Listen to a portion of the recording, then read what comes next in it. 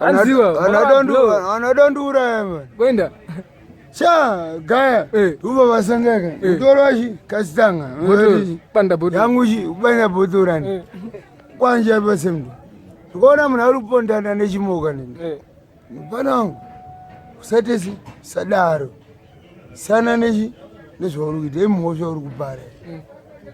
sekuru unozati ndangoti ndangofamba panapa napa ya masteps vision handina mvuta ndangona anibata kora ka musoro musoro ka nyanga kazi mudhare unopindira pane zvinhu azo jibhanga ipo asaka unopindira pane zvinhu ufa kuti wese wakanyarara wari kupenge ndikati yatikutaura umana sorry blies ndumbaoplata pavideo ndumbaotaura zvakaitika nesuru iyo madrinks edai aipahambiwena zvimamburume ende dodonhu ani mune mandisa munyame ani mune mapembezi ibvaya kunomakarwa makopo mangani 3 years 3 manyanga upanongu saka nini ndatasa uzakapezera kudanza adononyenga nini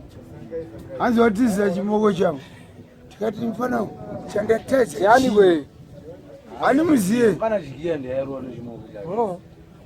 wano muziye mbanayo muna 30 kapaseri apa paseri pedu apo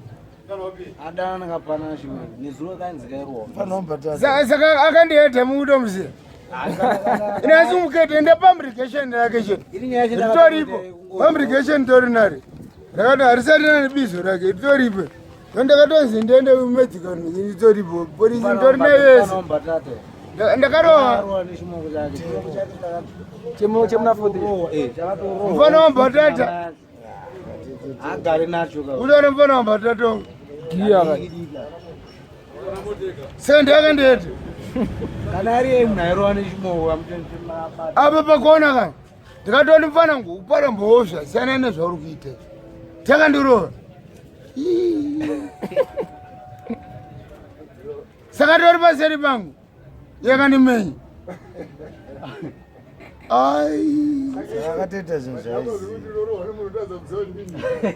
andinomuziva mfana animuzive makabatwa negasi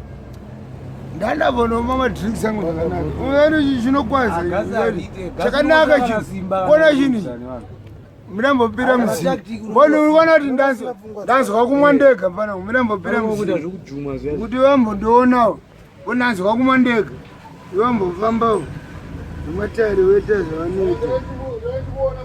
eripo ndiripo kakula kwamudasi ipo mudani saka ona cleansa chini kai chakanaka pachinogonokwara isina rake zveri uchi toka nemara 2 mara fondo anenge ari pamawani arafondo anoke bhozi ara 2 itsoka ivhushelwe nekasitanga ndasi kudena mandikusha kuti 7 nditsvaga kuda kuti vazonditokonya daiso apa bhavhardera akunozvika makuhedhwa apa ndosvika makurofoni yakacho nditadze kuplata chapari mairemeti akanama akatoda kuti chikopa ngati mfanangu chii ndanakasa maoko mudenga